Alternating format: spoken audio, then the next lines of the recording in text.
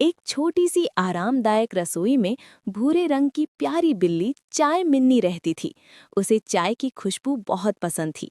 एक शाम जब बाहर बारिश हो रही थी, मिन्नी ने खुद चाय बनाने का सोचा। वो काउंटर पर कूदी और अपने मुलायम पंजे से केतली का बटन दबाया। केतली से सीटी की आवाज आई, जैसे कोई सुस्त ड्रैगन जाग रहा हो। उसने कप में टी बैग डाला, गर्म पानी भरा और छोटे चम्मच से हिलाने लगी। फिर दूध डाला, 2 चुटकी चीनी मिलाई और हल्के से फूंक मारी। चाय तैयार थी। मिनी ने एक घूंट लिया और खुशी से म्याऊं करते हुए गुनगुनाने लगी।